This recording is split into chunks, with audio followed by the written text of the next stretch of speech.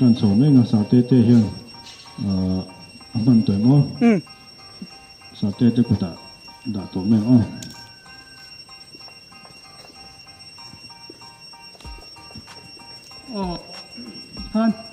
anh chân sổ một mốc bằng anh nhìn nó là cái xanh cái gì tạo ra hơn mất cái nó một á anh nó xem còn một à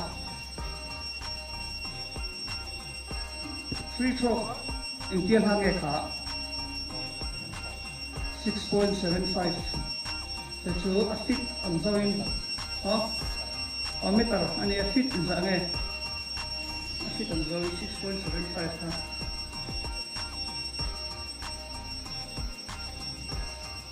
chu the tunga phone này fit som panga tin ka sia a meter ang zawin ha ka la free throw hello micผมนะมาดูมั้งฟิตโซปังอ่ะอันนี้ส่วนนี้แหละ3 points ค่ะไม่ตารางโซนก็แค่ไหนทั้งหมด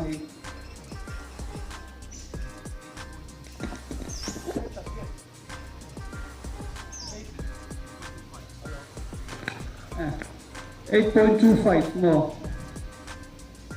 เจ้าเงินเพชรส่วนนี้ยังไงครับขัดกับห้องมกันเป็นเลยครับสามารถว่าเราจะครับ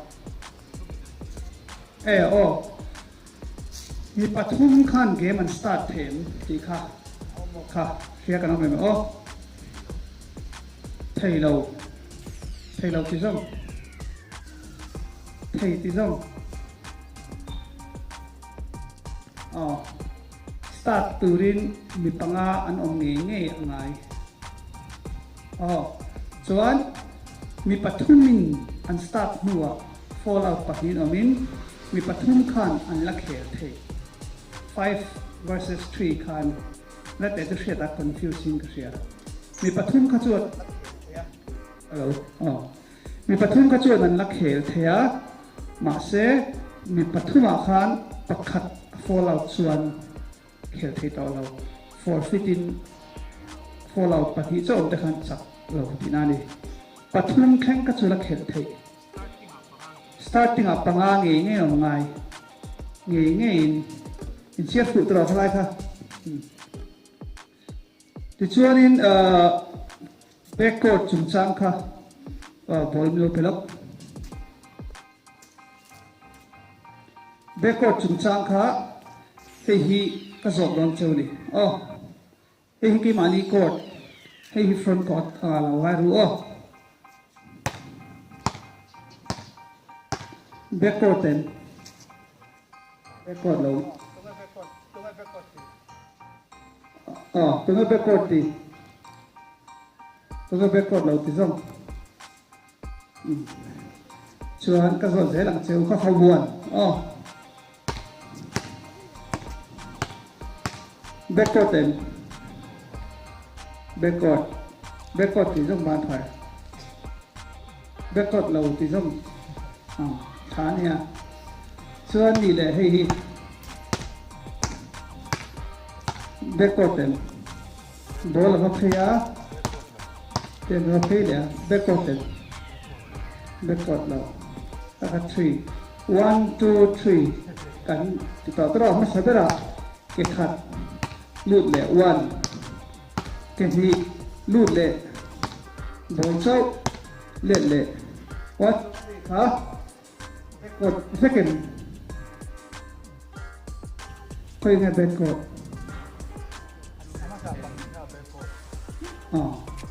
แบ็กโคดเราเวกอันนี้เจียงเก็บขัดเล่นเลยแบ็กโคดเราเก็บนี้เล่นเลยแบ็กโคดเราบอลโซ่เล่นเลยแบ็กโคดเราแบ็กโคดตัวจวน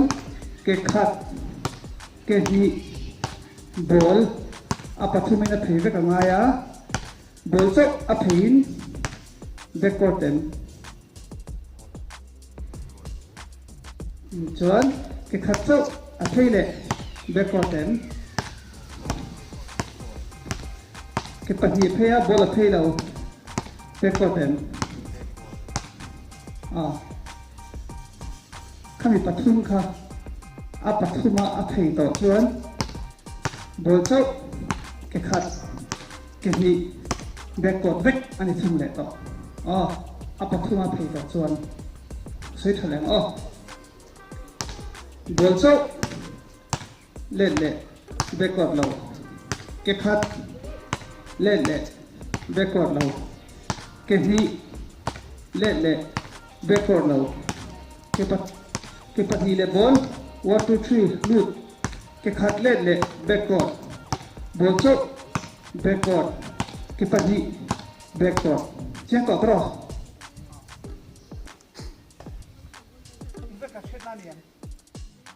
in fact a trip na trò 2018 Bruce Taran siya manika 2018 zo ka thọ pui kha to mi zo ka ball thọ pui kha han pilok te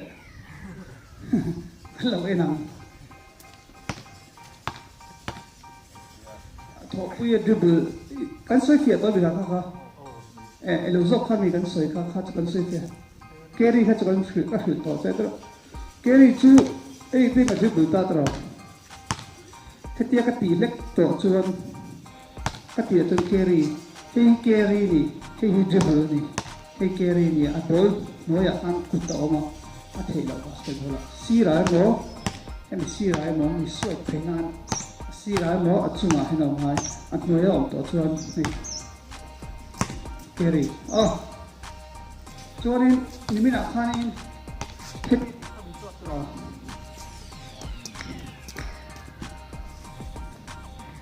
khalai te kha ka confuse le thawa ko ko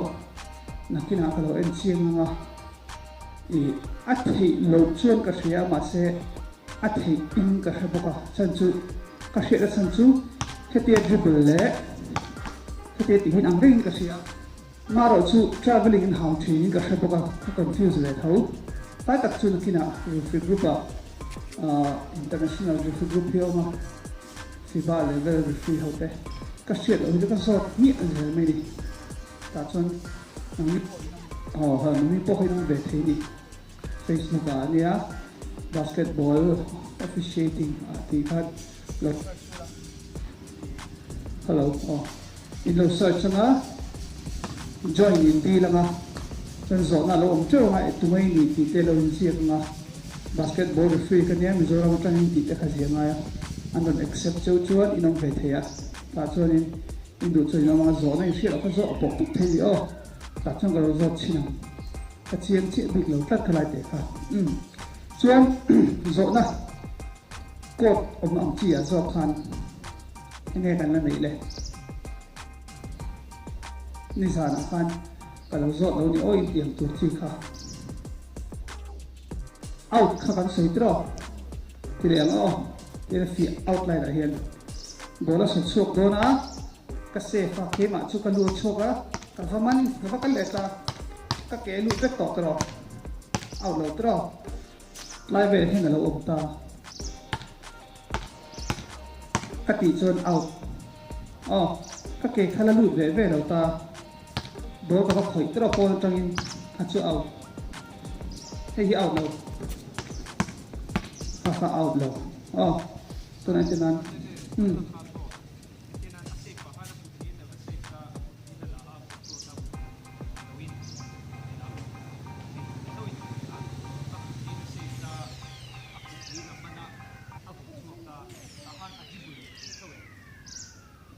ball safe ni atro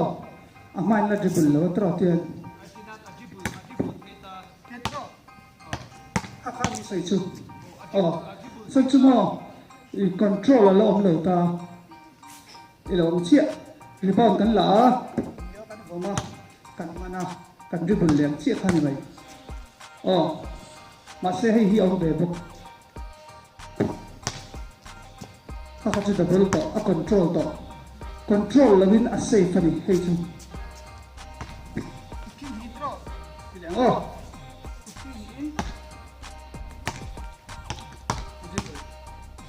ka chu control lawa ball safe na ba hanga ala dribble chuanin ไอ้เหี้ยตั้มขบเลยมาเช่จุดฟรีฟินนั่งไงเบต้าอาจจะบุลตัวปะมันจะว่าเขาเบต้ามันเบต้าขัดเองข้าฟัมเบิลข้าเรียนเสียกับฟัมเบิลเข้ามานี่ฟัมเบิลเรื่อยๆจู before the dribble เลย after the dribble อะฟัมเบิลออกจวน double dribble ห้ามหลุดตัวตีนเสียกับรู้ซะมาเช่ข้าอะฟัมเบิลเลยฟัมเบิลลูกข้าฟรีขัดเจี๊ยบตะคันอินโลจัดอินโลเอ็นติดข้างไงดิไอ้ที่นั่นพวกหินดุเขาจะจุดบุญตาป้าเจ้าตัวมันต่อตาตลอดแต่ข้าดิคอนโทรลนี่มันชวนจุดบุญให้ต่อเราก็เลยที่นั้นยังเต็มให้รถเนกปลาเต้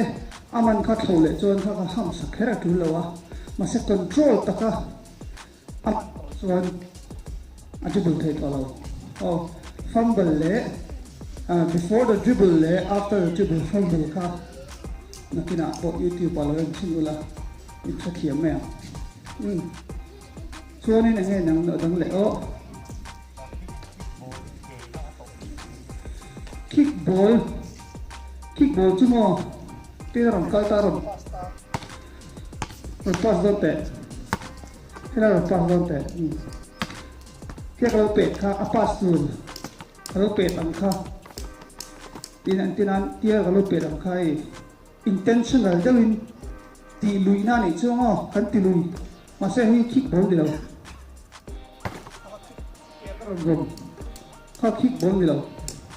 มันอาจจะโน้ตปัญหาจนเปลี่ยนเตี้ยเกินไปรู้สิกันเช็คเล่มเขาปะเล็กที่กันเสียเล็กกันจะคิกบอลกันจะบุกตบเทตัวเราต่อไปเห็นเฉียนตะเกียกันผมว่าเล็กที่นี่มาเสียข้าขันดีแล้ว intentional มานี่ตุ่มนั่งไงนะเตี้ยเราตันนะโอเคนั่นเราตันเขาค่ะคิกบอลอะไรอย่างมาเสียเตี้ยก็ไม่ไรนี่เราเริ่มฝึกเขาจะคิกบอลดีต่อเลยจะเทียบต่อ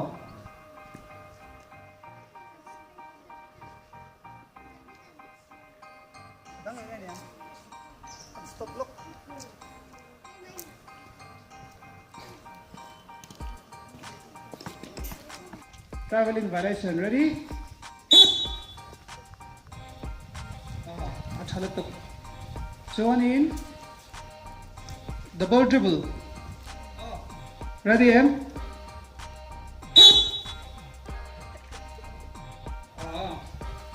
una fall กันหามไปช่วงbackward คุณชอบต่อก็ backward variation เลยครับ time stop ง่ายครับ ready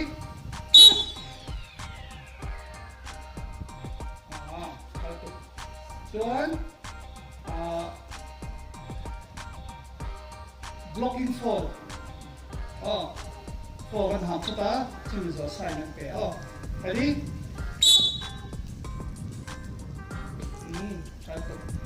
John,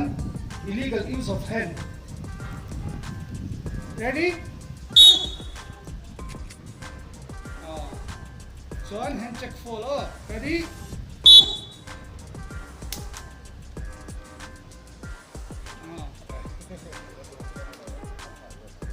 Una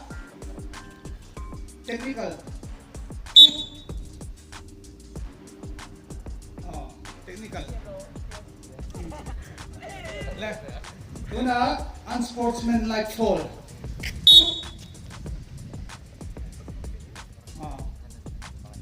ban red mer kha let Una disqualifying fall Superman Una replay TV replay kan ngen kha chu thleng khat do ma se kan zir shim mang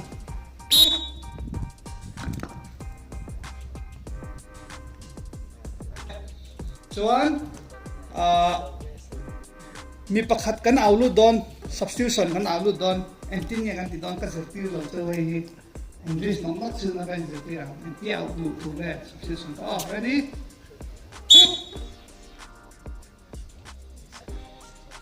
substitution sign junior to me so enting in au luang list to go ro pe lo kut khat tiền hết tí đầu từ anh mù xịt cao với từ cả substitution anh tên anh cho nên anh ấy lệ Fola here in Hustil Hifai, I to claim in Advance Deva, Kasir Tirton, so Fola Jonin, Hustil He are the touch in the Kaka Folania. Violation traveling at the Hijuan anti the Hicha, to not double double at the pot, anti the Juan Bekota pot, Katawa, Hital Kama violation at Juan. Juan fall pang I hitting on hard fall there, hitting on fall trim Shimachuan. Rik chat tu kaka kasu tarle choni oh ai sian na ka chiula ma se and refusing years of the minister tir zel an ya mikal zel kain pas zel ni cho chuanin tuna number 7 aron falta table a no kala number 7 ka I hand check fall aron kapita hand check fall in pair sumha number in pair oh table already in 1 2 3 fall hand check fall go on number tuna blocking fall jersey number 23 ready in 1 2 3 go blocking fall 23 John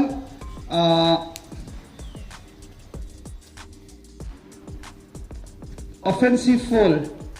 without ball offensive fall with ball without ball jersey number 17 offensive fall table at John lelam hoi khangai tolawa ready table ay rong kala 17 offensive fall ready go table up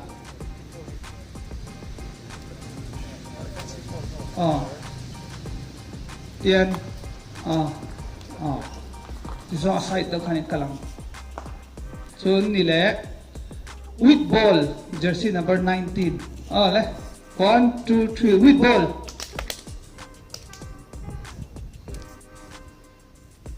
jersey number 19 follow number in pair 2 is number in text a fall 9 7 17 blocking trong row quay lầu ra trong row trong channel to na blocking jersey number 17 1 2 3 17 blocking 4 17 blocking 4 ready 1 2 3 17 blocking 4 잘 또 join ole ikhan ben akha referee khu ta khoram alawa 45 ha khoram la to nang heta hen phet tikhan en khel ta ni helai do hen khel ball ta khan khel ta ti chonin she ta hi ti hena din chuanin adin na hen ai khel ta ball lopen sotte ai khel ta amu thei lo ni chumi wang chuanin hianin ding lavin heta do hian in khel en an mani kar kha Mumbai NBA referee clinic an soina chuanin jersey number hi in thei tur ni lo antiani amje chu heta hianin kom chuanin a jersey number ka hutro atak sam halam ka hudon lo wang jersey number holo turon verin anin kara zel hian play on nei kara zel khan kan omang antini chuan ball kha pe thatele so khu ta khon chu khero le khu ta han game zu siang ru khana ma khan game play on chuan rota chu khero le khu ta le lama khu ta khon aban kha chuan bena ron choro le heta chuan thriat a hi het tunga free throw line no wa la hian ikhan so het to le mangi ba kha ball kha ron pe le to het lama hian le rota ron choro le ro le อะไรสุดท้ายเราเริ่มเป็นอ่ะเจ้าเสียตัดสูบไปเลยโอ้เพลย์องค์นั่นล้ำต่างอาคารอินดาเซลังเล่ที่ชินะโอ้น้องนี่ปนิก็คือคนสุดเลยตัวเอาละคือฟิวเขาเลยอินดาเตดูเล่อินดาเตเลยฮัลอ๋อจวนโชว์เลยอ่ะอินดาเตเลยอ๋อชัดเจนตัวเราอะไรเตะค่ะมาเอาแคมราให้นั่นไอ้อิงกัลข้าเลยนะแกมันกินอ่ะโอ้ดิสติคอนเทนต์เราคือดูตากินมาเอาตีให้มันตีไง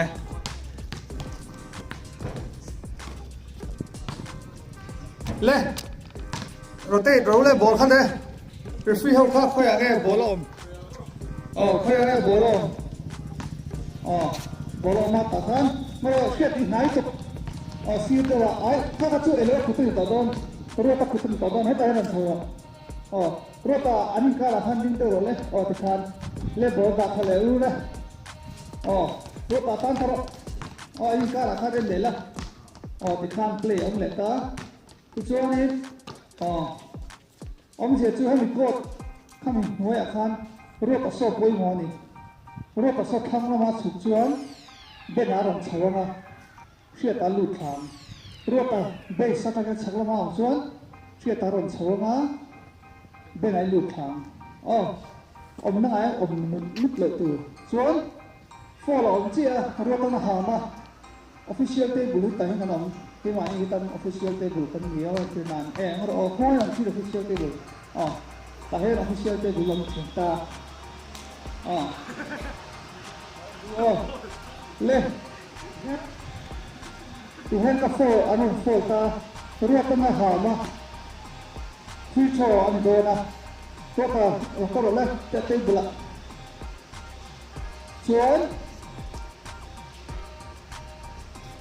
อันไหนจบเขาเป็นอันนี้เป็นอันโบลัสบุลามตัวเชื่อต่อให้ต่อไล่นะใต้กล้วยก้าวตัวนี้ใต้ก้าวตัวเกียร์ก้าวตัวพันส่วนนัมเบอร์ที่เป็นว่าอีเพ็กซ์ว่า opposite to the table ละโซ่ต่อโซ่ต่อกันเลยเขาจะขันอีกกลังเซ็นทรัลส่วนนี้อันนี้เลยเขาจะขันเป็นอันเดียวเลยส่วนที่ขัน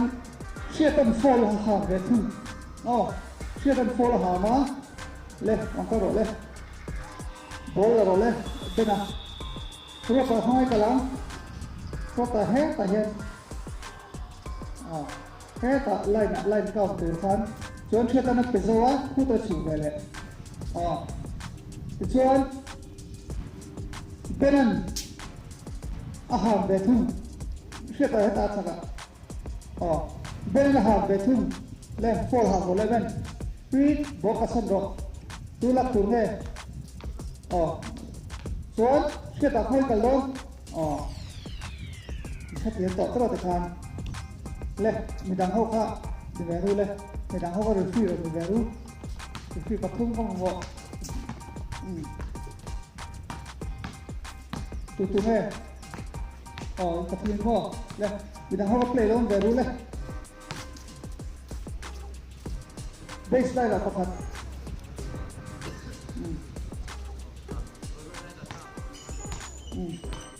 ถ้าตาเราสระเบะเพลย์ถ้าตาเราสระอะไรได้ที่ขั้นตรอทำมาบอลสวิงฮะก็เบสจะทะลุเลยเด็กเตะตั้งที่ขั้นตัวนี้กับเบะดูสักข้อละหาเบะbaseline throwing to na niya tunga neighbor kal neighbor jo hi kal tatar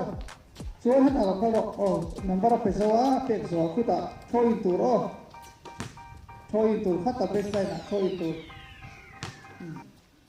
ai throwing to khata han throwing to ro ni na mo la rota ball ro throwing to rin khata han ball back to an ni laตรงนี้รีฟีก็คุยแล้วไม่เอาอันนี้หน่อยละมั้งริมหน่อยโหลละมั้งหน่อยโหลละมั้งการเล่นหน่อยโหลละมั้งสักละมั้งก็ช่วงนี้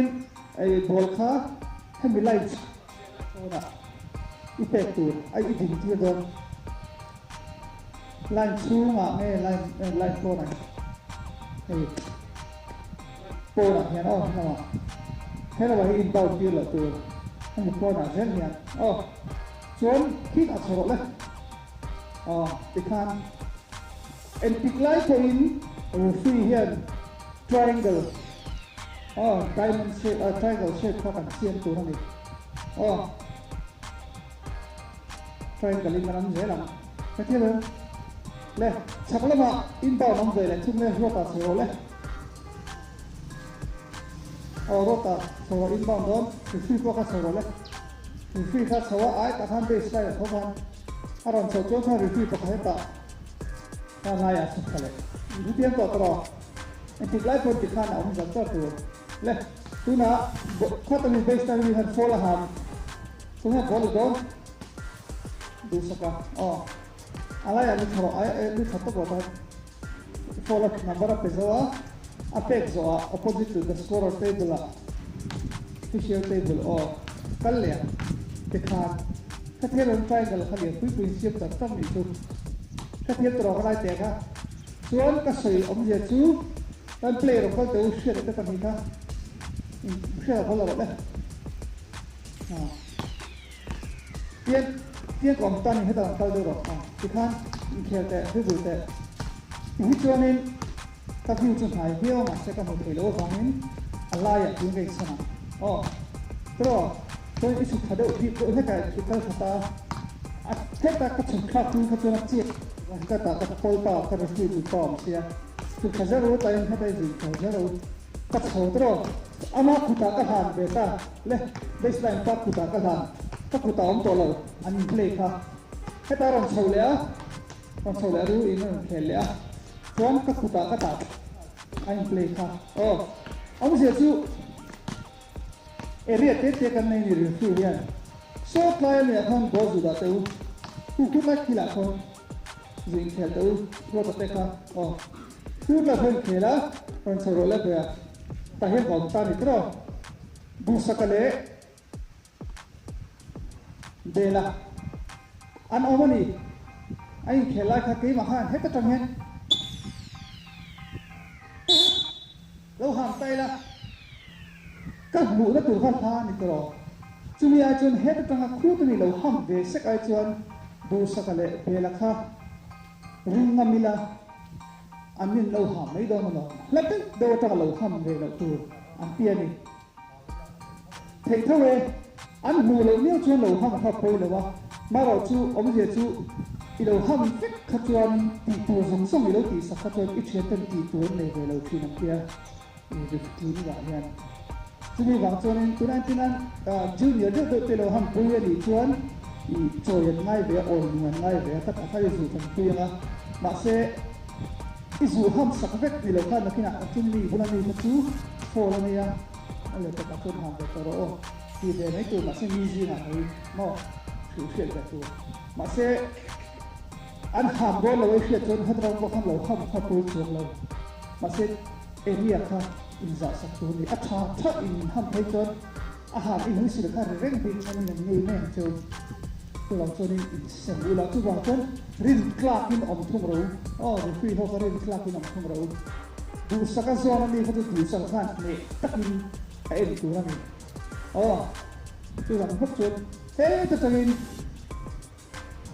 khác lại baseline này là không có ăn nhóm chuyệnนั้นmùi lâu sự tình anh không lẽ này có thể là player cái gì chúng mình vắng cho nên mai thì anh rất là ham thích cả chọn phô cả ham đấy rồi thích phát cái chuyện đó chuyện đấy bố rồi cái đó là thích phát hay bị hút chửi thích chuyện ta sụt lá bên nào phô rồi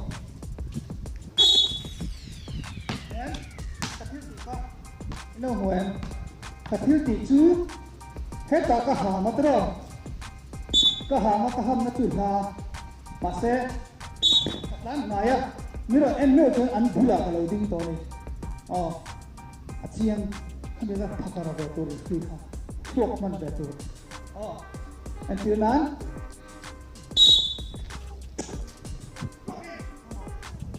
cái lý do khác gì à ซึ่งจะเจ็บอะไรกันล่ะอ๋อจอนี้คือปกติอันตีโฟขึ้นไอ้ที่ตีเราอัดขาสุดจูนสร้างเอามาจูนเราสร้างเอามาจ้าสงสัยจะตีเราขาเป็นเล่ห์แข็งรู้เลยเราโฟรู้เลยโฟตาทำตาดิต่อไปโฟแค่ตัวนี้เขาจะโฟก่อนเขาจะมีชิ้นนี้ที่มันจะมีสีไม่ง่ายเลยดีฟรีครับไม่สีเพียงง่ายเลยดีฟรีครับทับเปอร์จูโฟ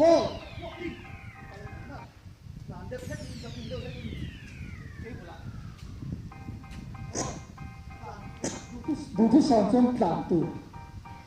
หุ่นอาหารเฮ็ดไรหุ่นอาหารเองโฟในอีเปียง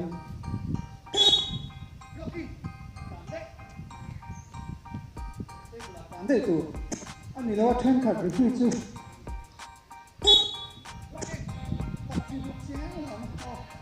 ไอ้ลูกก็ไล่อยู่ข้างล่างของโฟกัสทางนั้นป่วยครับไอ้เฟียก็ข้างไอ้เราสวยเฟียง่ายเราเข้าทุกปีเราตัวการให้ตัวเราจูโซน่าเนี่ยนี่ชวนกับเต้นเราก็ละกับเต้นครับจะกินไปกับเต้นเราคุยมาสองเส้นอีเสียไปอีหน้าใครดูเขาอาขันปะกับเต้นเนี่ยข้างล่างก็คือโฟจีนมาที่สูงวัดข้างไอ้ขันตัวเราเด็ดบอลเราอันนั้นคอมเพลนเนี่ยซึ่งคอมเพลนกันสวยตาบาดชวนมันต้องคอมเพลนไทยก็ช่วยทำไมอีกสิ่งที่เราสวยเสีย explain สักตัวเราเอามาข้าวที่ติดเรามีคนที่เทใช่ไหมกับเต้นเชี่ยนดิเทนี่เปลี่ยนกันข้างเราคอมเพลนเลยเสียงเรากับเต้นเราส่วนsystem กับเต้นเราคอมเพลนอาจารย์เนี่ยเราคอมเพลนจนคลาสสั้นได้เราแบงค์คนพวกไอ้เราโดยอินเทอร์โลเปียนทำไมกับเต้นที่ให้สูงสักขาดทำไมทีมกับเต้นเลยเดี๋ยวชื่อ number 15เต้นละเดี๋ยวชื่อ number 15กับเต้นอันนี้เป็นคอมเพลนนะหันที่เด็กอุละอันที่ดังหันที่มาแล้วกันยังไงแค่ที่นั้นมีแต่เรื่องคอมเพลนช่วยกันได้เขาต้องบอกว่ากับเต้นชื่อคอมเพลนเทียกับเต้นเราจะ assistant กับเต้นตรงนี้หันที่เด็กอุละให้ดูฟรีขั้น command ดูเกมครับ control ดู player นะ control ตัวนี้ที่จะนักเสียงขั้นเกมอันนี้คอนแทคตัวกันเนี่ย player เกมคอนแทคตัวนี่แหละ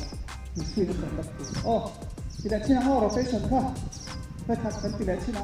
Tunggu referee lah ini dia lah host sekarang juga ada referee.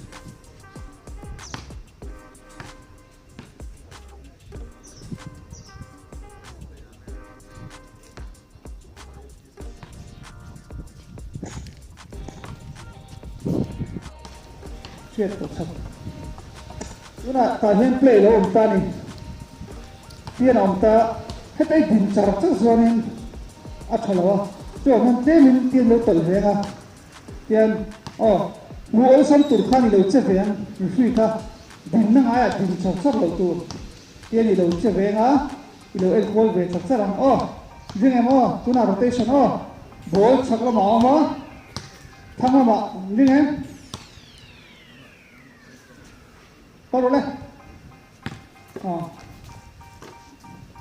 kata orang tahu le ber kata di kalau contoh, kata orang saja, tekan, अच्छा, सगळं baseline आपके थाले, baseline तो का baseline तो खूप तमो, left hand सुख हैं खेले चुन पखात कंशे तुझू, 5 out kan kau, ball and rotate, ball and rotate up to 5 out, 4 out, 5 out berapa ya kan berapa? Nah, kita pakat, pass tu lah, pass saja. Hello, tiada pangai cakap kau game kari tu lah, ia nak mungkin lemang thei 5 out tasud, masih beda orang kalu lah, tapi play siap terus, leh 5 out kalau leh, kuta นี่แต่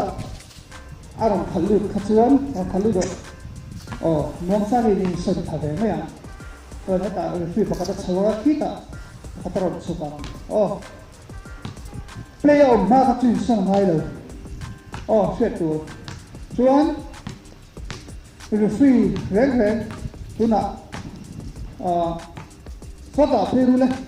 แคมเมราหลักขันลงมาเสีย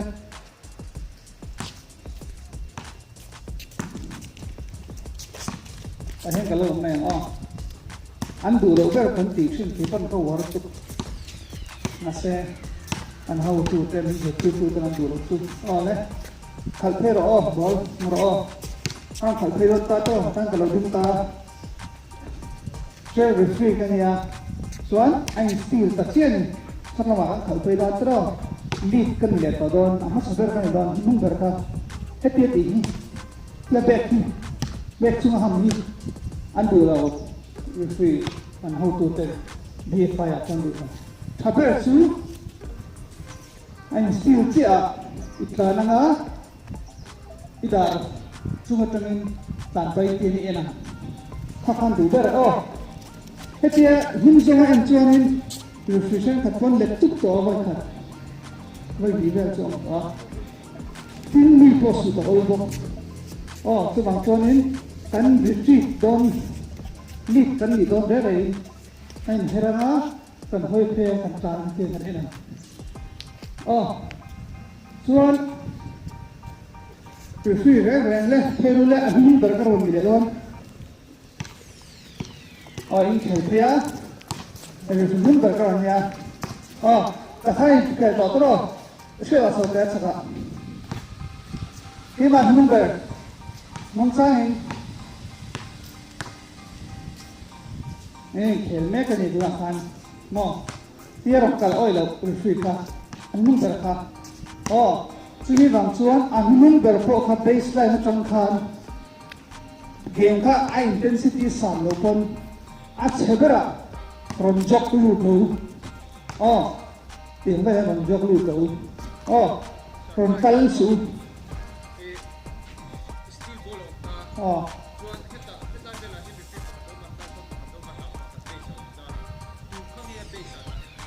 ลีดเอตามีอย่างจบค่ะ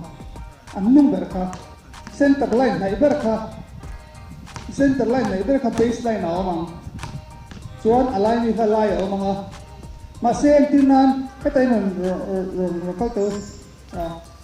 ก็ตรังทายสตีละส่วนกีฬาส่วนจับตัวเป็นตัวพลังโจนี่ให้ดูเห็นถ่ายเพลชินเตะถ่ายเพลชินเตะแต่ตอนนั้นถ่ายเพลเราเองคุยเบสไลน์คนเล็กเขาดูเลยเบสไลน์น่ะเป็นตัวของอ่ะเชื่อตาเขาตาเขาหนักเพลจริงหรอเพลจเนี่ยถ้าเป็นอันจัสเลยสิอันไหนโซ่ก็ฟังอันนี้เราช่วยที่ลงเทเลของที่ลงเขาไว้แล้วที่ลงเทเลของจะช่วยกับตอนตัวเบอร์ที่ขาเบลล่าเบลเราให้รีฟรีสักทีเอามาที่ลงเทเลจะจับตื้นกับด้านขาจับตื้นกับด้านขาตัวเอาของมองสั้นเราชอบช่วยแต่จับตื้นมันให้เบอร์เลยอะไรเราลองเชื่อตาถ้าเราบอกให้ตาโดนเราตัลโดนเราเคยต่อที่ละที่เดียวกันไอ้ข้าวไปเลยที่แค่เทียบตัวข้าวโดนเราเป็นpresentation ใช่ละมินินี้ fourth quarter มินินี้ที่เอาตัวไต้หวันตันละเบนาโปลเต็นชวนเอ็ดเวนซันดูนี่เฮ็ดอะinbound official table opposite to the official table inbound doon ta extended line so in pahin line extended line mo extended line lang ta se second so kama inbound tong khan helawa in son doon ta shot clock en zato me 40 shot clock ka som ni pali ni langส่งไปเรียส่งทักตัวนี่เพราะอันเวทเดนส์ครับจู่เจี๊ยบจุดด่านทาร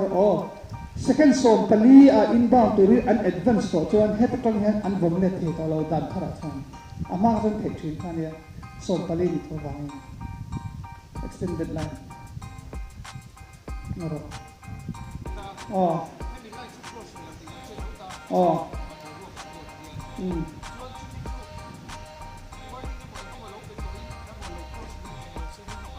technical pet mai tu khat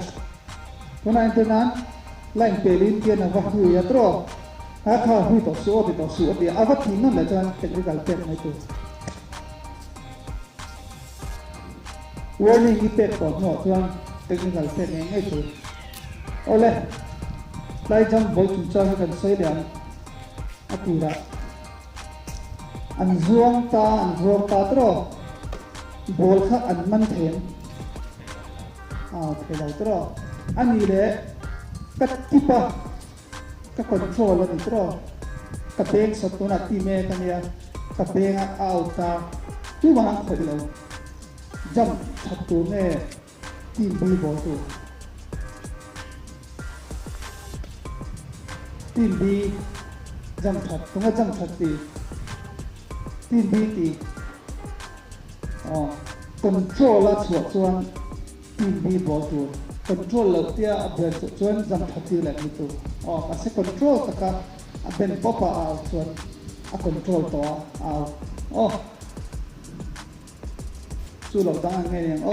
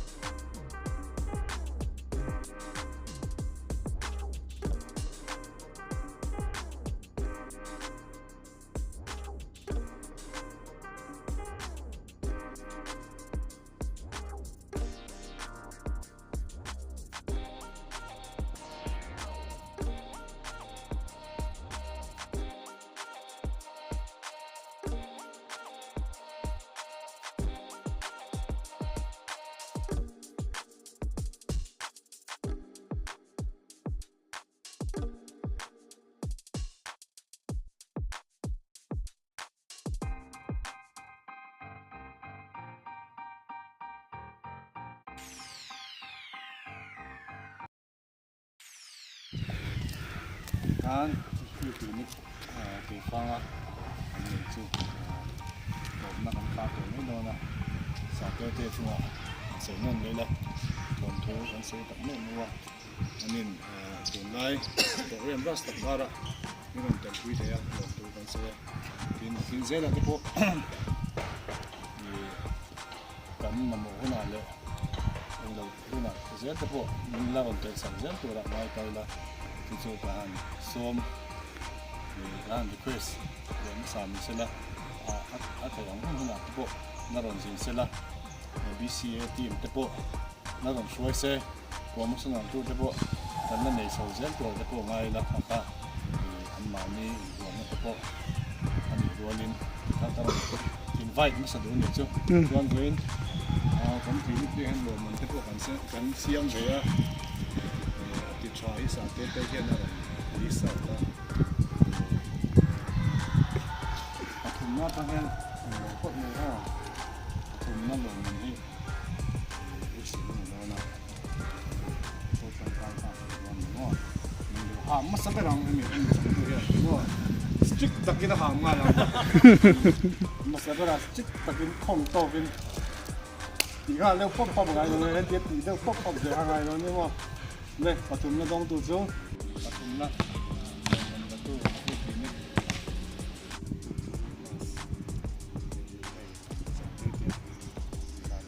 แบรนด์เนมผู้เข้ามาเป็นได้ที่ชาติของโซนที่คนผู้เรียนโซนที่คนผู้ที่ส่งเสริมตัวละไม่ละ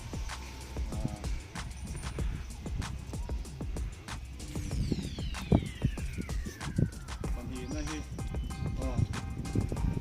เป็นอ่ะ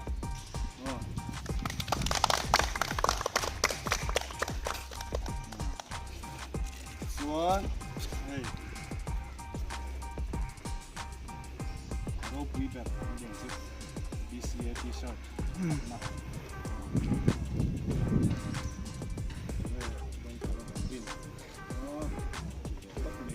award sa mong doon gue dulu kan zoom le boleh naman kata dong tu lihat puya ni BCA t-shirt